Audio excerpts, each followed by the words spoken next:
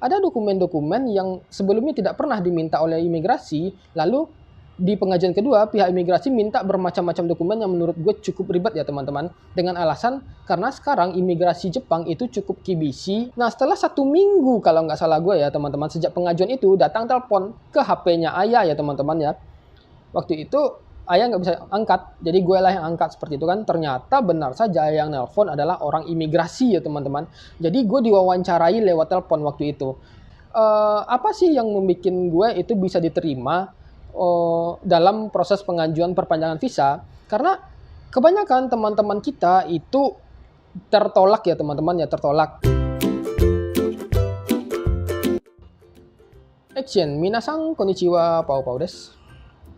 Sekitar setengah tahun yang lalu, gue itu mengundang mama ayah untuk datang ke Jepang ya teman-teman, dengan visa kunjungan singkat, yaitu sekitar 90 hari. Jadi karena kita merasa kunjungan singkat ini terlalu singkat ya teman-teman, hanya 90 hari, kita memutuskan untuk memperpanjang visa kunjungan 90 hari ini menjadi 180 hari ya teman-teman. Dan prosesnya itu bisa dilakukan tanpa harus pulang ke negara asal, jadi bisa dilakukan di Jepang ya teman-teman. Dan untuk semua proses itu, mulai pengajuan dari visa 90 hari sampai pengajuan visa 180 hari, itu sudah pernah gue bikin videonya sekitar setengah tahun yang lalu. Jadi teman-teman bisa cek alurnya dan persyaratannya ya. Setelah 180 hari mamanya ayah itu pulang 1 bulan. Setelah selang 1 bulan kita undang lagi ke Jepang seperti itu. Kebetulan waktu itu gue pulang lebaran kan, pulang ke Indonesia untuk lebaran. Setelah itu saat mau balik ke Jepang, kita sekalian bawa mamanya ayah seperti itu. Jadi sebelum pulang ke Indonesia kita juga sudah mengancang-ancang untuk visa kunjungan seperti itu, untuk kunjungan yang kedua seperti itu ya teman-teman. Jadi karena kita itu sudah pernah mengundang mama ayah sebelumnya, jadi untuk pengajuan dokumen untuk visa yang kedua kan gue pikir akan sama seperti itu. Jadi kita melampirkan dokumen yang sama seperti itu ya teman-teman ya. Nah jadi sebelumnya ya teman-teman, untuk perlu teman-teman ketahui, kita itu mengajukan visa kunjungan itu melalui jasa atau agen ya teman-teman. Karena mengingat usia mama ayah yang sudah cukup berumur untuk datang langsung ke Medan, karena kan kalau orang yang tinggal di Padang yang paling dekat itu pengurusannya ke Medan ya teman-teman. Untuk datang ke Medan sendirian itu tentunya sulit ya teman-teman, karena harus pergi sendiri seperti itu kan, mengurus sendiri tanpa mungkin pengetahuan yang cukup, tentunya akan kesulitan seperti itu. Belum lagi kalau sekiranya kalau kita hitung ongkos pulang pergi, menginap di hotel misal seperti itu ya, atau tempat atau makan seperti itu ya teman-temannya, tentunya itu akan mengeluarkan biaya yang bahkan menurut gue akan jauh lebih mahal ketimbang kita menggunakan jasa atau agen seperti itu. Nah untuk informasi ya teman-teman, gue itu menggunakan agen itu jasanya kalau nggak salah sekitar bayarnya itu sekitar 1 juta. Ya 1 juta lah. Kalau misalnya kalau kita bandingkan dengan pergi sendiri mungkin kira-kira juga segitu. Cuma di sini kan kita jauh lebih hemat dari segi waktu ya teman-teman ya. Jadi kita pakainya jasa agen. Nah jadi dokumen-dokumen gue itu sudah dikirim ke agennya ya teman-teman. Jadi agennya yang ngurus dan dokumennya itu persis sama dengan dokumen pengajuan di berangkat yang pertama kali seperti itu ya. Nah yang namanya agen tentunya mereka akan mengurus sesuai dengan prosedur. Kalau misalnya ada dokumen yang kurang dari imigrasi, tentunya dia akan minta seperti itu ya. Nah jadi ketika mengundang mama ayah yang kedua kalinya ya teman-teman, ternyata ada dokumen-dokumen yang sebelumnya tidak pernah diminta oleh imigrasi, lalu di pengajuan kedua pihak imigrasi minta bermacam-macam dokumen yang menurut gue cukup ribet ya teman-teman. Dengan alasan karena sekarang imigrasi Jepang itu cukup kibisi untuk orang-orang yang ingin masuk ke Jepang seperti itu. Nah jadi di sini gue akan memberikan pengalaman gue ya teman-teman ya, tentang mengundang mama ayah itu ke Jepang dengan menggunakan visa kunjungan 90 hari dan proses perpanjangan visa dari 90 hari ke 180 hari ya teman-teman. Jadi buat teman-teman yang merasa nanti atau berencana untuk mengundang keluarganya datang ke Jepang dengan visa kunjungan singkat, barangkali video ini akan menjadi referensi tambahan untuk teman-teman, sehingga nanti teman-teman tahu apa yang harus teman-teman lakukan. Nah jadi saran gue buat teman-teman, silakan nonton video ini sampai habis.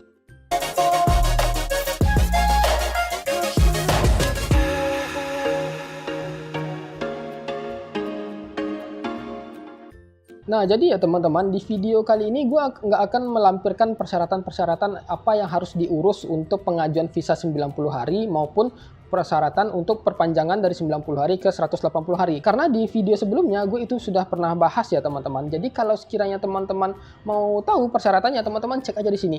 Dan nanti di pause aja videonya. Atau teman-teman nanti cek di deskripsi. Nanti gue lampirkan persyaratan-persyaratannya di deskripsi ya teman-teman. Di video kali ini yang ingin gue bahas itu adalah pengalaman tentang dokumen-dokumen tambahan yang harus gue lampirkan untuk mengajukan visa kunjungan ini ya teman-teman. Dan gue rasa setiap imigrasi, baik mungkin yang di Medan atau yang di Jakarta atau yang di daerah-daerah lain, mungkin persyaratannya akan berbeda-beda ya teman-teman. Jadi ini persyaratan secara garis besar saja seperti itu. Nah, jadi ya ketika kita mengundang mama ayah untuk yang kedua kalinya datang ke Jepang ya teman-teman, persyaratan itu sudah gue lampirkan sesuai dengan yang persyaratan pertama kali, persis sama seperti itu. Dan karena sebelumnya sudah pernah mengajukan untuk datang ke Jepang, jadi kita tinggal edit-edit aja, ganti-ganti tanggal, ganti-ganti alasan seperti itu ya teman-teman ya. Pokoknya edit-edit sedikit aja. Nah, ternyata saat diserahkan ke agen, ya agen melakukan tugasnya sebagai orang yang mengurus visa seperti itu ya. Setelah beberapa hari ya teman-teman ya, kita itu dapat pesan atau ya kita kan komunikasinya lewat agen itu lewat WA ya teman-teman. Dapat pesan dari agennya bahwasanya orang imigrasi minta dokumen tambahan seperti itu.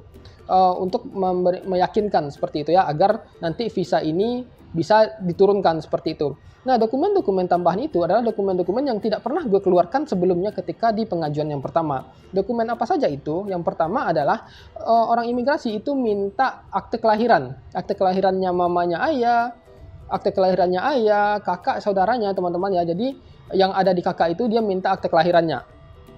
Oke, kita akan penuhi itu karena itu mungkin bagian dari persyaratan seperti itu ya. Yang kedua, orang imigrasi itu minta dokumen tambahan yaitu berupa buku nikah ya teman-teman. Jadi teman-teman kalau misalnya diminta buku nikah ya lampirkanlah buku nikah orang tua teman-teman. Kalau sekiranya orang tua teman-teman sudah cerai misalnya ya, lampirkanlah surat cerai seperti itu. Yang terakhir yang diminta oleh orang imigrasi di Medan itu adalah kakak Jepang ya teman-teman atau Juminhyo. Nah, masalahnya di Juminhyo ini ya teman-teman. Buat teman-teman yang sering meng-apply Juminhyo di Shakusho ataupun di Konbini ya teman-teman. Biasanya kan kalau kita meng-apply Juminhyo itu kan sonomama aja seperti itu. Nama, tanggal lahir seperti itu ya. Nanti ada keterangan-keterangannya seperti itu. Nah, jadi kita udah meng-apply Juminhyo seperti itu. Tetapi tidak diterima oleh orang imigrasi waktu itu. Orang bukan imigrasi ya. Konsulat ya. Konsulat di Medan seperti itu ya teman-teman. Dia maunya data yang lengkap. Padahal waktu itu gue sudah melampirkan data-data keluarga yang ada di Juminhyo semuanya, yang ada di kakak itu, tetapi ditolak. Lalu setelah itu, oh mungkin dia tidak mau terima yang di Konbini. Gue mikir seperti itu kan, karena gue kan selalunya gue mencetak di Konbini saja, lebih praktis. Gue coba pergi ke Shakusho untuk mengapply kakak tadi, ternyata sama, yang dicetak sama Konbini sama dicetak dengan di kakak sama, dan gue lampirkanlah yang versi Shakusho-nya seperti itu ya. Ternyata masih ditolak, dia maunya yang versi lengkap seperti itu. Gue bingung gitu kan, yang versi lengkap ini seperti apa sih seperti itu ya. Nah, jadi gue coba lagi kan apply di Konbini. Pas meng-apply di Konbini itu gue centang semuanya, mulai dari data pribadi, nomor Zario Card, jenis status visa, pokoknya semuanya gue centang seperti itu ya. Nah, gue lampirkan lagi seperti itu ya. Waktu itu kebetulan karena sudah 2 kali ditolak di hari yang sama ya teman-teman, itu tidak boleh mengajukan visa lagi seperti itu. Jadi gue harus nunggu lagi seperti itu, nunggu di hari besoknya. Nah, kebetulan waktu itu pengurusannya hari Jumat seperti itu. Jadi Sabtu Minggu kan orang nggak kerja, mau nggak mau gue harus melampirkan dokumen gue lagi hari Senin seperti itu ya. Nah, setelah akte kelahiran, buku nikah, sama kakak Jepang gue lampirkan ya teman-teman. Kakak Jepangnya itu yang versi lengkap, yang ada status visanya, yang ada nomor Zario Card-nya, yang ada Kojin Bango-nya, pokoknya lengkap semua ya teman-teman. Itu gue lampirkan. Sekitar 1 minggu itu visa mama ayah turun. Jadi berhasil ya teman-teman, kita mengajukannya dan turun seperti itu. Nah, dapatlah izin kunjungan singkat selama 90 hari untuk bisa masuk Jepang seperti itu ya. Kita senang dong bisa mengundang orang tua lagi datang ke Jepang seperti itu. Nah, jadi waktu itu gue baliknya itu kan setelah lebaran seperti itu, sekitar 1 minggu atau 10 hari lah setelah lebaran seperti itu, baliknya bareng seperti itu. Karena kan kalau baliknya bareng kan enak seperti itu, nggak perlu orang tua datang sendiri dengan kebingungan seperti itu kan. Kalau baliknya bareng kan aman lah seperti itu ya, anshin seperti itu. Nah, setelah balik ke Jepang ya teman-teman, kan lewat imigrasi ya, seperti biasa lah, lewat imigrasi, transit sana sini, terus nanti masuk ke imigrasi Jepang seperti itu. Nah, jadi karena Mama Aya itu statusnya itu foreigner yang kunjungan jangka singkat, kan kalau misalnya kita masuk imigrasi Jepang itu kan ada orang yang penduduk, ada yang bukan penduduk. Kalau yang penduduk ya kayak kita kan, kita punya Juminhyo, kita punya status izin tinggal di sini ya, itu kan kita penduduk seperti itu. Nah jadi masuknya itu beda waktu itu kan. Nah jadi saat masuk ke imigrasi, orang imigrasi Jepang itu mengecek paspor mamanya Ayah ya teman-teman ya. Jadi kan lihat-lihat paspor, ternyata diketahuilah kalau Mama Aya ini juga sebelumnya pernah datang ke Jepang dengan visa kunjungan 30 hari dan lalu diperpanjang jadi 180 hari ya teman-teman. Nah, kebetulan kita dapat orang imigrasi yang baik ya teman-teman. Jadi orang imigrasi itu bilang, dulu pernah datang ya ke Jepang? Pernah. Visanya diperpanjang jadi 180 hari? Iya, seperti itu. Nanti sekarang kan masa kunjungannya 30 hari. Ini ada rencana mau diperpanjang lagi ke 180 hari. Kita bilang ada, seperti itu kan. Nah, jadi waktu itu kita diperingatkan oleh pihak imigrasi ya teman-teman. Kalau sekarang bahwasanya imigrasi Jepang itu cukup kibisi untuk melakukan proses perpanjangan seperti itu. Dan itu memang gue buktikan dari teman-teman kita yang curhat ke gue kalau dia gagal dalam proses pengajuan perpanjangan visa dari 90 hari ke 180 hari ya teman-teman. Jadi banyak teman-teman yang chat di WA seperti itu ya. Bang, gue gagal dalam proses pengajuan visa seperti itu. Sebenarnya pas mendengar itu gue pun juga takut seperti itu ya. Nanti gue takutnya pas mengajukan perpanjangan visa Mama Aya itu juga gagal seperti itu kan, karena kita masih butuh keberadaan Mama Aya di Jepang seperti itu ya teman-teman. Nah untungnya orang imigrasi baik, dia menyarankan untuk proses pengajuan visa itu sebaiknya dilakukan lebih awal seperti itu, karena nanti takutnya kalau misalnya ditolak masih ada kesempatan untuk mengajukan perpanjangan lagi seperti itu ya teman-teman ya. Nah jadi gue baru mengajukan perpanjangan visa itu sekitar 3 hari yang lalu sejak video ini dibikin ya teman-teman ya. Bukan mengajukannya sih, mengambil visanya. Karena mengajukannya itu sekitar 3 minggu yang lalu atau awal bulan 6 lah waktu itu gue mengajukannya ya teman-teman. Jadi gue itu kan kalau di video yang pertama, di kunjungan yang pertama, gue itu mengajukan perpanjangan visa itu langsung ke imigrasi yang di Fukuoka ya teman-teman. Jadi di imigrasi Fukuoka itu perpanjangan visanya langsung jadi di hari itu juga ya teman-teman ya. Jadi kita urus langsung, masukin dokumen yang dibutuhkan seperti itu ya teman-teman ya. Lalu nanti ditanya-tanya sedikit, kenapa diperpanjang, apa masalahnya ini. Pokoknya diwawancara sedikit lah seperti itu ya teman-teman. Dan setelah diperiksa nanti sekitar 1 jam 2 jam hasilnya keluar. Kita langsung dapat perpanjangan visa itu langsung di hari itu juga. Kalau di imigrasi Fukuoka. Nah kebetulan gue itu memperpanjang visa itu di imigrasi yang ada di Kokura, di Kitakyushu ya teman-teman. Gue lihat itu imigrasinya kecil, orangnya sepi, gue senang kan. Wow, ternyata nggak banyak orang seperti itu kan. Gue pikir akan cepat selesainya seperti itu, bisa ngurusnya dengan cepat. Ternyata benar saja, nggak sampai 30 menit gue berhasil meng-apply perpanjangan visa mamanya Aya. Tetapi di situ kita harus nunggu ya teman-teman ya. Hasilnya nggak langsung jadi, nunggu waktu itu sekitar 2 minggu atau 3 minggu seperti itu ya. Nah, jadi gue itu agak cemas juga seperti itu kan, agak sinpai juga karena hasilnya nggak langsung keluar nih seperti itu. Sementara mamanya Ayah harus pulang nih bulan besok seperti itu. Kalau misalnya nggak bisa diperpanjang, kan sulit mau ngambil libur mendadakan seperti itu kan, karena pulangnya lewat Osaka seperti itu. Nah, gue waktu itu agak khawatir seperti itu kan. Dan untuk perpanjangan dari 90 hari ke 180 hari itu gue menggunakan persyaratan yang sama ketika gue mengajukan visa perpanjangan yang pertama kali seperti itu ya. Cuma bedanya ya teman-teman, waktu itu gue tidak melampirkan ryusho seperti itu. Karena gue pikir nanti dokumen-dokumen yang kurang ini nggak usah ditulis dulu lah seperti itu. Karena nanti formnya kan kita bisa dapat di imigrasi. Nah ternyata di imigrasi Kokura ya teman-teman ya, form-form itu nggak ada tersedia teman-teman. Form yang tersedia itu form perpanjangan, form extension seperti itu. Tapi kayak ryusho seperti itu nggak ada ya teman-teman. Atau surat alasan itu nggak ada. Ya mau nggak mau kita lampirkan lah seperti itu ya. Dan waktu itu gue masih cemas juga seperti itu kan. Kita nggak melampirkan surat alasan, tetapi dokumen masih diterima oleh orang imigrasi seperti itu. Mudah-mudahan diterima lah seperti itu. Gue mikir seperti itu kan. Dan waktu itu karena makan waktu ya, karena bukan langsung jadi di hari itu juga dan makan waktu. Jadi gue harus nunggu seperti itu ya teman-teman ya. Jadi kita diberikan semacam kertas kayak shinsei gitu ya, di paspor ditempel ya teman-teman. Nah jadi itu bukti kalau kita sedang melakukan perpanjangan seperti itu. Nah lalu disuruh pulang seperti itu aja, nggak ada yang lain. Gue juga kaget, gue pikir kan bakal jadi di hari itu juga kan, ternyata tidak. Nah, setelah 1 minggu kalau nggak salah gue ya teman-teman, sejak pengajuan itu datang telepon ke HP-nya ayah ya teman-teman ya. Waktu itu ayah nggak bisa angkat, jadi gue lah yang angkat seperti itu kan. Ternyata benar saja yang nelpon adalah orang imigrasi ya teman-teman. Jadi gue diwawancarai lewat telepon waktu itu. Dia menanyakan alasan kamu agar untuk memperpanjang visa orang tua kamu ini ya. Pokoknya ditanya semua, diintegrasi. Jadi kayak wawancara gitulah ya teman-teman, tetapi lewat telepon. Nah, di sini ya teman-teman, kemampuan bahasa teman-teman itu sangat diperlukan. Karena ketika teman-teman bisa menjawabnya dengan baik ya teman-teman ya, dengan kampeki lah seperti itu ya, itu kan nanti akan menjadi pertimbangan bagi orang imigrasi. Semakin baik teman-teman dalam menjawabnya, semakin kuatlah alasan teman-teman kenapa orang tua teman-teman harus diperpanjang visanya, seperti itu ya teman-teman ya. Nah, jadi di sini ada kemungkinan teman-teman itu akan ditelepon oleh orang imigrasi. Nah, setelah gue berbincang dengan orang imigrasi lewat telepon ya teman-teman ya, dia bilang, oh ya udah kami cuma nanya ini saja, nanti kalau ada yang kurang kami bakal telepon lagi, seperti itu.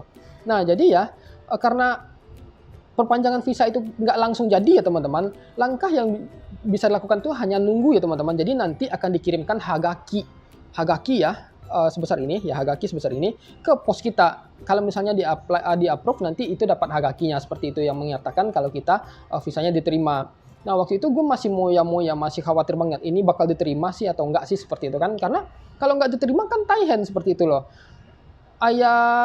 Mamanya ayah itu pulangnya itu sekitar tanggal 3. Sementara gue harus sambil libur kan sebelum pergantian bulan, harus sebelum masuk bulan baru, seperti itu. Jadi bingung banget seperti itu. Nah, setelah gue nunggu 2 mingguan ya teman-teman, ternyata datang hagaki. Nah, hagaki itu kayak gini ya bentukannya ya, gue ada foto. Nah, hagaki itu menjelaskan kalau visanya di-approve ya teman-teman. Nah, waktu itu gue sangat lega.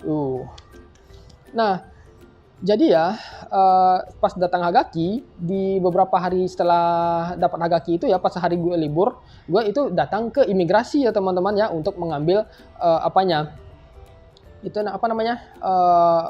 izin yang baru, seperti itu. Jadi untuk mendapatkan perpanjangan itu ya teman-teman itu harus bawa orang yang bersangkutan. Dalam hal ini kan orang tua teman-teman. Kalau dalam kasus gue itu mama ayah. Jadi kita harus perginya bareng-bareng, seperti itu. Karena nanti biasanya akan dilakukan pengecekan wajah, seperti itu ya teman-teman ya.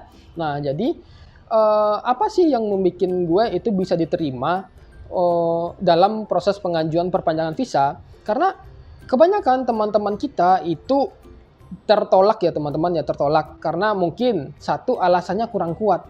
Itu udah pasti. Kalau alasannya kurang kuat ya pasti nggak bisa diperpanjang. Yang kedua, kurang dokumen pendukung, seperti itu. Nah, jadi ya teman-teman, untuk kunjungan visa yang pertama sama kunjungan visa yang kedua ya teman-teman ya, itu perpanjangannya itu gue melampirkan dokumen pendukung.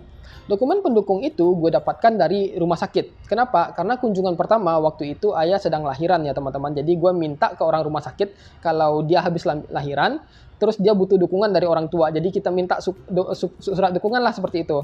Nah, jadi surat dukungan itulah yang gue lampirkan ke orang imigrasi untuk memperkuat alasannya, seperti itu. Nah, yang kedua ya teman-teman ya, untuk yang kedua kita kan sebenarnya udah nggak ada problem lagi, seperti itu. Cuma kan karena kita berdua bekerja ya teman-teman ya, kita berdua bekerja, jadi kan tentunya sulit untuk mengurus anak, seperti itu ya teman-teman ya. Nah, jadi waktu itu gue minta ke Hoikuen, ke Shonika, ke dokter anak ya teman-teman, untuk dibuatkan surat keterangan, seperti itu. Jadi gue minta surat keterangan kalau gue berdua sedang bekerja dan gue tidak bisa mengurus anak, seperti itu. Jadi butuh dukungan orang tua. Nah, jadi waktu itu dokternya mengetikkan surat seperti itu ya teman-teman ya. Tujuannya itu ke imigrasi dengan alasan seperti ini lah, seperti itu. Nah, jadi gue rasa surat-surat yang seperti itu bisa menjadi surat pendukung ya teman-teman, untuk menguatkan alasan teman-teman kenapa orang yang teman-teman undang datang ke Jepang itu harus diperpanjang visanya, seperti itu ya teman-teman ya. Jadi selain alasan dari teman-teman pribadi, kalau ada surat pendukung itu sangat baik sekali ya teman-teman. Nah, jadi benar yang dikatakan oleh orang agent yang ngurus visa gue di konsulat Jepang sama orang yang dikatakan orang imigrasi saat gue masuk Jepang. Sekarang imigrasi itu sangat bisa dibilang cukup kibisi, seperti itu, untuk orang-orang yang datang ke Jepang ya teman-teman ya.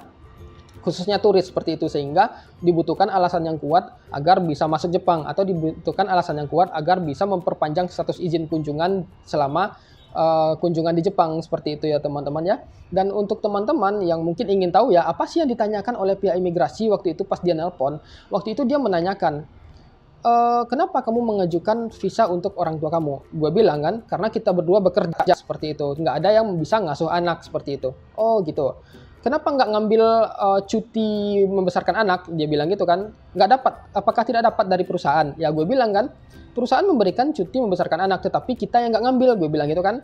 Kok nggak diambil katanya gitu kan? Karena kalau kita ngambil cuti membesarkan anak, pendapatan akan berkurang seperti itu kan. Kalau kita ngambil cuti kan tunjangan itu cuma 60% dari total gaji yang didapatkan ya teman-temannya. Kan rugi seperti itu. Harusnya kita bisa dapat 100%, kan malah dapat 60% seperti itu. Gue bilang, taihen lah kalau misalnya kalau misalnya istri gue nggak kerja, susah nanti untuk kehidupan, gue bilang aja gitu. Jadi pendapatan gue kan jadi pendapatan rumah tangga kan jadi kecil seperti itu, gue bilang. Ya alasannya cukup masuk akal ya teman-teman. Lalu si pihak imigrasi menanyakan, apakah anak kamu tidak dimasukkan ke penitipan anak seperti itu. Nah, gue bilang kan, anak gue masih kecil, gue bilang gitu kan, belum bisa dititipin, belum yakin gue buat nitipin ke penitipan anak. Minimal pas usianya udah cukup, gue akan memasukin ke penitipan anak. Tetapi untuk saat ini gue belum bisa menitipkannya. Jadi gue masih butuh peran orang tua untuk mendukung dalam proses membesarkan anak, gue bilang gitu. Pokoknya intinya alasan-alasan yang bisa dibilang masuk akal dan realistis ya teman-teman, itu perlu teman-teman berikan ketika teman-teman itu ditanya oleh pihak imigrasi seperti itu ya teman-teman. Nah jadi ya lebih kurang seperti itu sih pengalaman gue dalam proses pengajuan perpanjangan visa untuk visa kunjungan dari 90 hari ke 180 hari ya teman-teman. Ternyata memang dari pengajuan yang pertama sama pengajuan yang kedua itu agak sedikit berbeda, agak sedikit rumit ya teman-teman ya. Tetapi walaupun begitu, kalau kita punya alasan yang kuat, tentunya hal yang kemungkinannya atau chance untuk mendapatkan approve dari imigrasi itu semakin besar ya teman-teman. Nah jadi lebih kurang seperti itu sih pengalaman yang bisa gue sampaikan kepada teman-teman.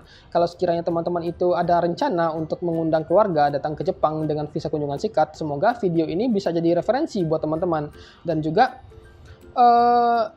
teman-teman yang ingin mengajukan visa tersebut, gue sarankan teman-teman itu melampirkan dokumen-dokumen pendukung yang menguatkan alasan teman-teman untuk bisa mengundang keluarga datang ke Jepang seperti itu. Kadang alasan itu kalau misalnya alasannya sedikit ya teman-teman ya, kadang tidak diterima oleh imigrasi, dan itu juga dikatakan oleh orang yang bekerja di imigrasi waktu gue mengurus di Fukuoka yang pertama kali. Waktu itu pas gue dikasih ryusho, gue tulis tulis kan, lampirkan, terus orang petugasnya tengok gitu kan, coba dibikin lebih banyak lagi alasannya seperti itu. Karena kalau alasannya sedikit seperti ini, kemungkinan takutnya tidak diterima oleh orang imigrasi. Seperti itu takutnya. Nah, jadi gue tambahkan alasannya banyak-banyak seperti itu. Misalnya, alasan-alasan yang sederhana tapi masuk akal. Misalnya, kenapa butuh ada orang tua?